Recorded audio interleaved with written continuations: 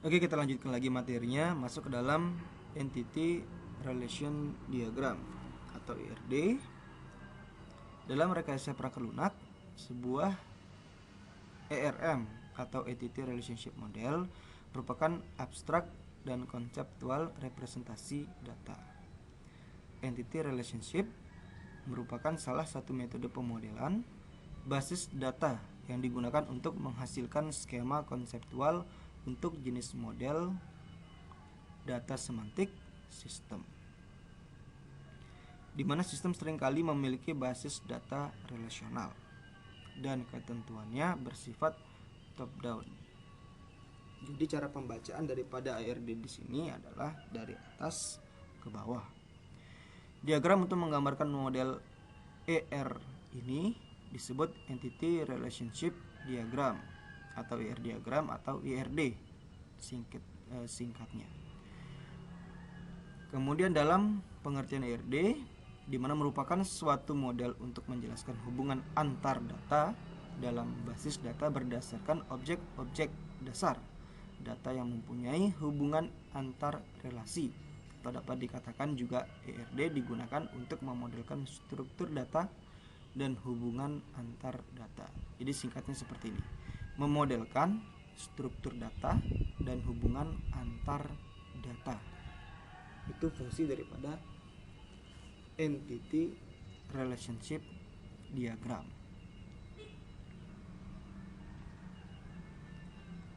Nanti kalian bisa baca, teman-teman bisa cari di internet tentang pengertian daripada ERD untuk lebih detailnya. Karena di sini saya menjelaskannya secara singkat saja.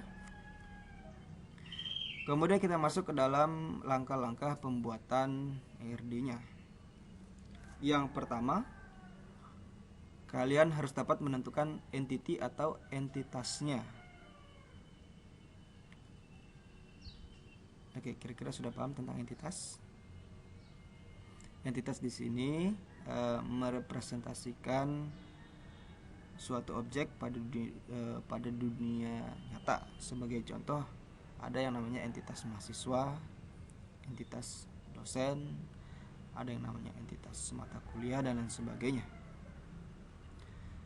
Setelah kalian menentukan entitasnya, kemudian kalian menentukan relasinya. Relasi di sini merupakan hubungan antar entitas satu dengan entitas lainnya. Kemudian yang ketiga, membuat diagram sementara. Diagram sementara di sini diagram yang tersusun dari entitas dan juga relasinya. Relasi pada diagram sementara di sini relasi yang belum ada hubungan kardinalitasnya. Oke. Masih hanya sebatas garis. Dan dimana tentunya pada diagram sementara ini komponen yang ada itu nanti akan saya jelaskan di bawahnya. Oke. Kemudian yang keempat, menentukan atributnya. Jadi ketika sudah membuat entitas, tentunya kalian juga memerlukan atribut. Di mana atribut di sini merupakan komponen penyusun daripada entitas itu sendiri. Setelah dapat menentukan atributnya, kemudian atribut tersebut kalian petakan ke setiap atau ke masing-masing entitas.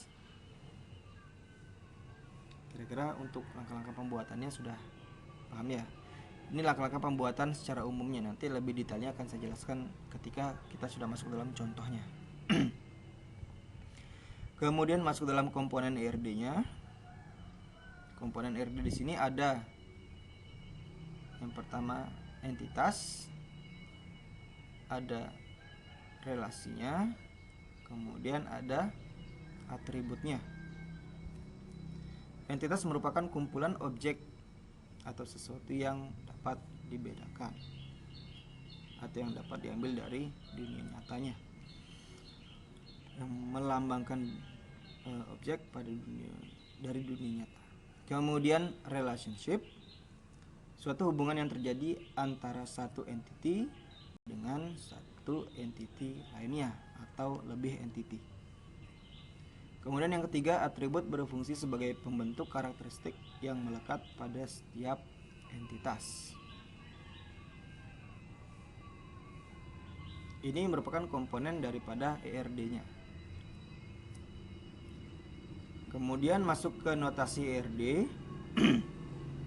Yang pertama, entitas. Entitas menunjukkan objek-objek dasar yang terkait di dalam sistem. Objek dasar dapat berupa orang, benda, atau hal lain yang keterangannya perlu disimpan ke dalam database.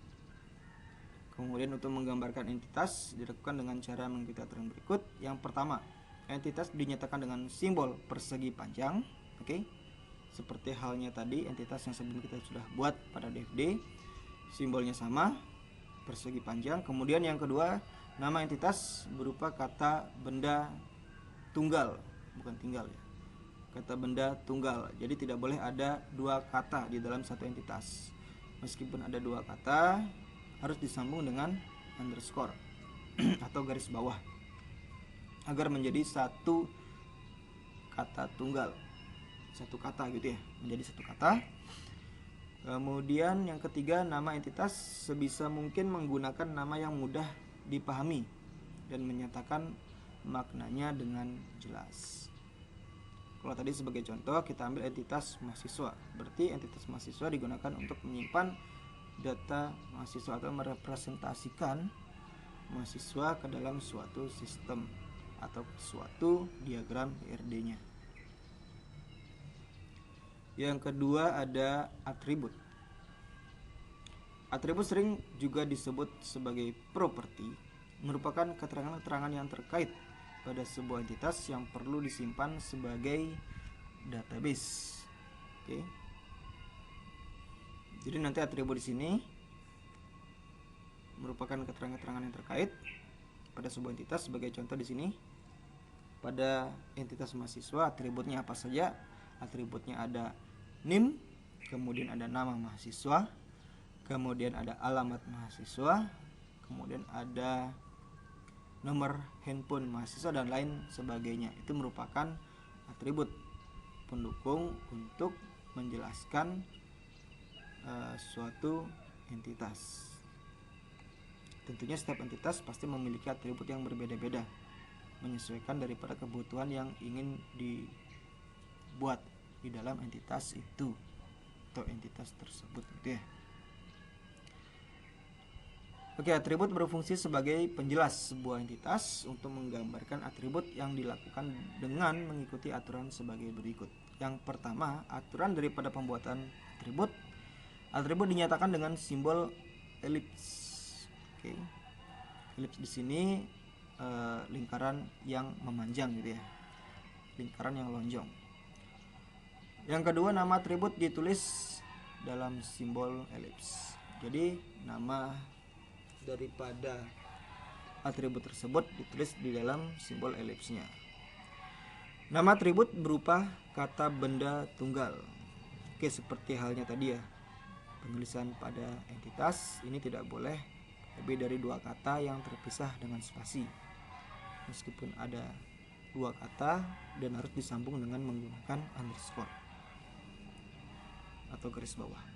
Kemudian nama atribut sebisa mungkin menggunakan nama yang mudah dipahami dan padat, menyatakan maknanya dengan jelas.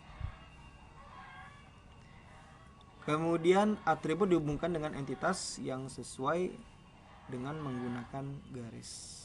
Jadi bukan hanya hubungan daripada entitas ke relasi yang menggunakan garis, tapi juga dari atribut ke arah entitas juga menggunakan garis untuk menghubungkannya.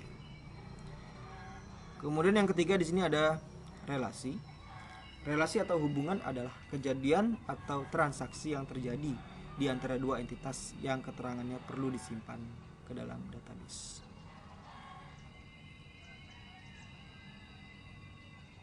Relasi atau hubungan adalah kejadian atau transaksi yang terjadi di antara dua entitas yang keterangannya perlu disimpan dalam database. Jadi sebagai contoh, misalkan ada dua entitas, mahasiswa dan mata kuliah, relasinya di sana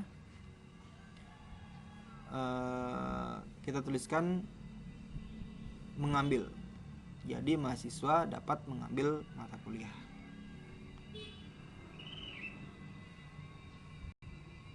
Yang dimana nantinya tentunya akan dapat disimpan ke dalam database.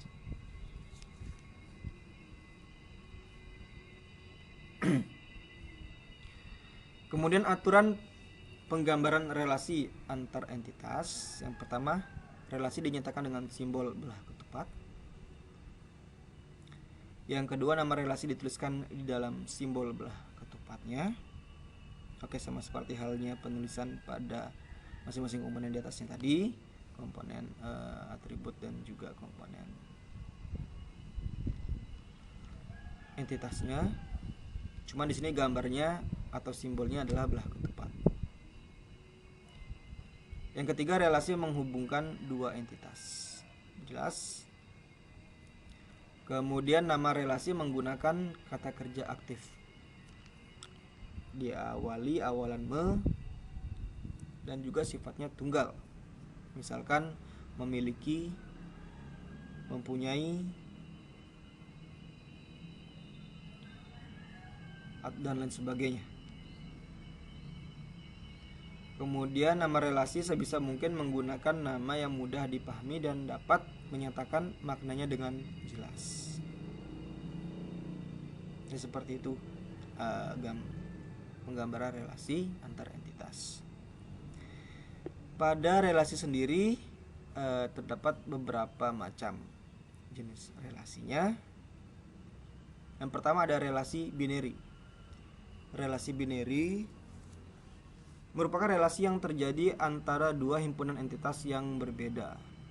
Relasi ini merupakan relasi yang umum digunakan. Relasi antar mahasiswa mengambil mata kuliah yang menunjukkan binary relation.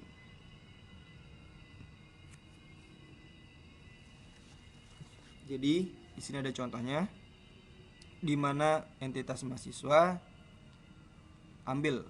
Di sini nanti untuk relasinya dituliskan mengambil gitu ya, mengambil entitas mata kuliah. Dimana binary, jelas binary itu artinya dua atau biner gitu ya, biner, sehingga dimana di sini hanya ada dua entitas yang saling berhubungan. Ini dikatakan sebagai relasi binary, relasi dari dua himpunan entitas yang berbeda. Kemudian relasi unary merupakan variasi relasi yang terjadi dari sebuah himpunan entitas ke himpunan entitas yang sama. Dan unary sering disebut dengan relasi tunggal. Contohnya di sini ada satu buah entitas dosen dan dia memiliki relasi unary, atau dapat dikatakan di sini di mana dosen mendampingi dosen lainnya. Karena dosen lainnya atau data dosen lainnya disimpan pada entitas dosen juga. Sehingga dapat dikatakan di sini hubungannya adalah dosen mendampingi dosen. Jadi seperti itu. Ini dikatakan sebagai relasi unary. Dan relasi seperti ini sangat jarang terjadi.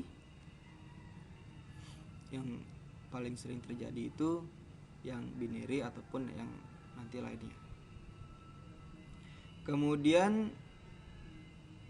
ada relasi n-ary. Oke. Relasi n-ary merupakan relasi dari tiga entitas atau lebih. Relasi ini untuk menghubungkan dari tiga entitas yang dimasukkan ke relasi multi entitas. N-ary relation menunjukkan secara lebih jelas bahwa beberapa entitas berpartisipasi dalam sebuah relasi tunggal. Bentuk relasi semacam ini sebisa mungkin dihindari karena akan mengaburkan derajat relasi yang ada dan akan menyebabkan perencanaan database semakin kompleks. Jika memang terdapat relasi seperti ini, sebaiknya disusun lebih rapi. Kalau tadi untuk yang binarinya dia hanya terdiri dari 2 entitas. Kalau untuk NRI di sini terdiri dari 3 entitas atau lebih yang saling terhubung pada suatu relasi. Jadi kalau bisa diambil contoh di sini, ada entitas mata kuliah, entitas dosen, entitas ruang. Kemudian ada satu buah relasi. Di sini bisa dituliskan relasinya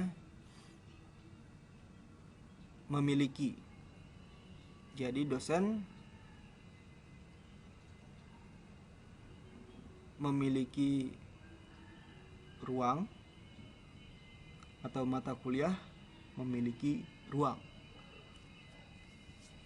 dan juga mata kuliah dimiliki dosen atau dosen memiliki mata kuliah, atau dosen mengampu mata kuliah, dosen mengampu ruangan. Seperti itu.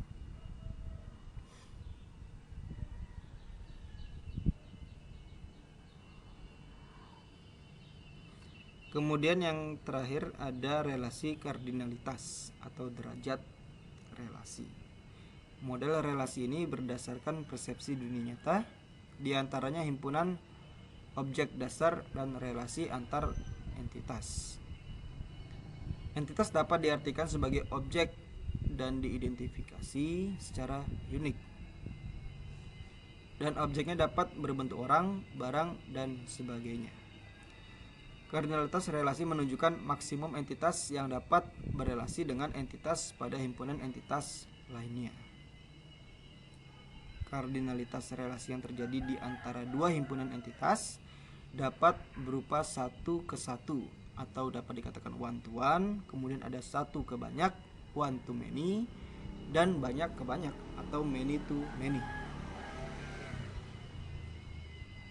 Ini dikatakan sebagai relasi kardinalitas.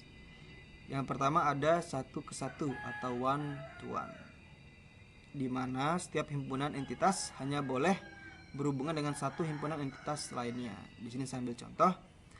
Ada kumpulan entitas suami dan ada kumpulan entitas istri.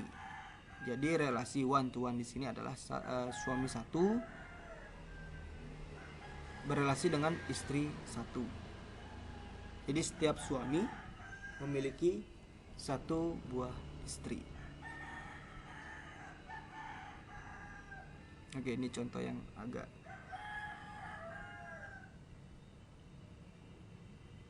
tetapi di sini contohnya sangat bagus ya, mengajarkan tentang kesetiaan ya, seperti itu pokoknya. Kemudian lanjut, untuk berikutnya ada hubungan kardinalitas 1 ke banyak atau one to many, di mana satu dari setiap himpunan entitas boleh berhubungan dengan banyak himpunan entitas lainnya. Sebagai contoh di sini ada kumpulan entitas ibu dan kumpulan entitas anak, di mana untuk entitas ibu 1 memiliki relasi di entitas anak 1 dan entitas anak 2, atau dapat dikatakan ibu 1 memiliki 2 entitas anak dan ibu 2 juga memiliki 2 entitas anak. Dan tentunya setiap anak hanya boleh memiliki 1 orang ibu. Tidak ada 1 anak memiliki 2 ibu. Jadi seperti itu. Ini dikatakan sebagai hubungan 1 ke banyak atau one to many. Berikutnya hubungan banyak ke banyak atau many to many. Berarti setiap himpunan entitas boleh berhubungan dengan banyak himpunan entitas lainnya yang sebaliknya juga. Jadi untuk mahasiswa 1 dia dapat memiliki banyak mata kuliah, dan juga untuk mata kuliah 1 atau di sini untuk mata kuliah 2 dapat dimiliki oleh mahasiswa 1 dan juga oleh mahasiswa 2. Jadi seperti itu. Ini dikatakan sebagai hubungan banyak ke banyak. Oke. Oke, langsung kita masuk ke contohnya untuk pembuatan daripada ERD. Di sini saya ambil ERD untuk sistem informasi akademik, yang dimana untuk ERD di sini sebenarnya dia belum lengkap. Jadi ada banyak komponen entitas yang perlu dibuat lagi di dalam ERD di sini. Tetapi saya ambil contoh, saya ambil sedikit saja. Dimana ada entitas mahasiswa, entitas user, entitas admin, entitas mata kuliah, dan entitas dosen. Oke.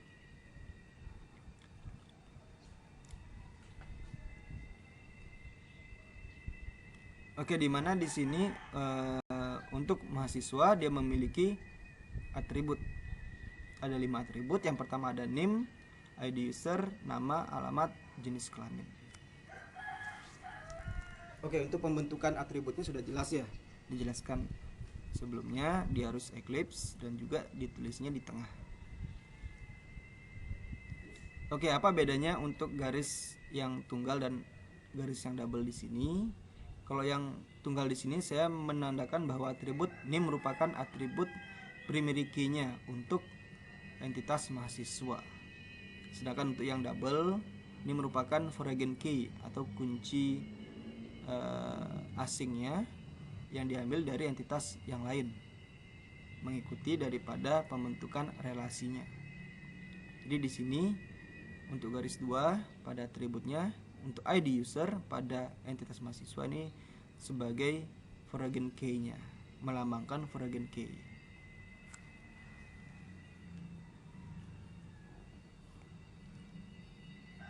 Oke, kita lihat lagi ke yang lain. Untuk user, atributnya ada ID user, username, password, di mana ID user sebagai primary key-nya. Dan admin juga seperti itu.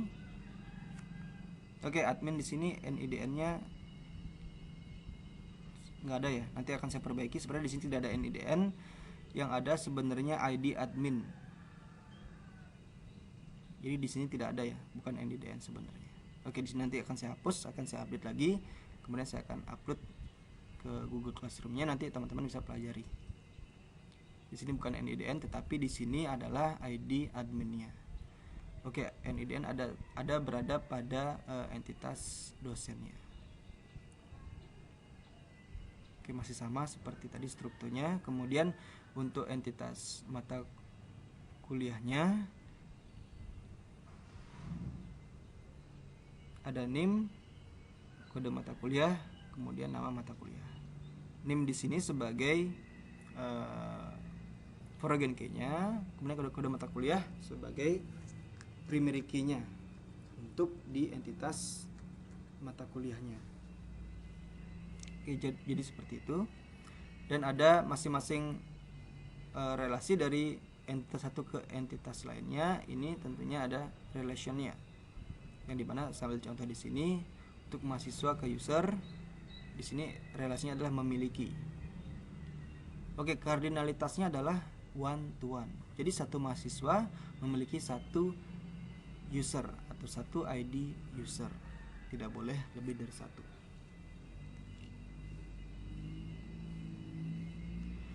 Kemudian admin ke user. Jadi admin, oke, user, banyak user dapat dikelola oleh satu admin, atau satu admin dapat mengelola banyak user. Hubungannya seperti itu. Relasinya adalah dikelola, kemudian kardinalitasnya adalah one to many. Ke dosen juga seperti itu, seperti mahasiswa ke user, dosen ke user juga, di mana satu dosen memiliki satu user atau satu user dimiliki oleh satu dosen.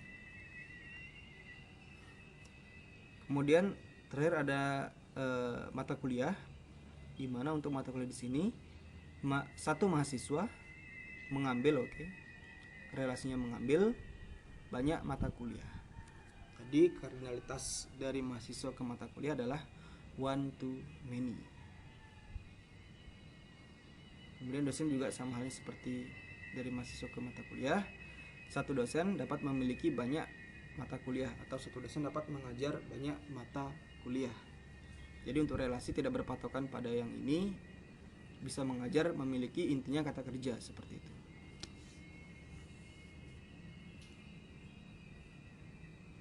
Kira-kira sampai di sini bisa dipahami ya pembentukan daripada ERD-nya. Tidak begitu kompleks, yang penting pembacaannya atau pembuatan daripada ERD itu sudah tepat. Jadi bagaimana melambangkan atributnya, bagaimana melambangkan entitasnya, bagaimana melambangkan relasinya, dan bagaimana kira-kira hubungan kardinalitasnya. Jadi ketika kalian sudah memahami bagaimana komponen tersebut dibuat dan bagaimana cara merelasikannya, maka pembentukan ERD tersebut tidak akan terasa sulit. Dan juga untuk pembacanya akan sangat mudah gitu ya. Oke, sekian mungkin untuk materi pertemuan 11 kali ini. Nanti jika ada pertanyaan bisa langsung WhatsApp saja. Kita akan bahas bersama-sama jika ada yang bingung dalam membuat DFD dan juga ERD-nya. Oke, selamat beraktivitas dan tetap di rumah.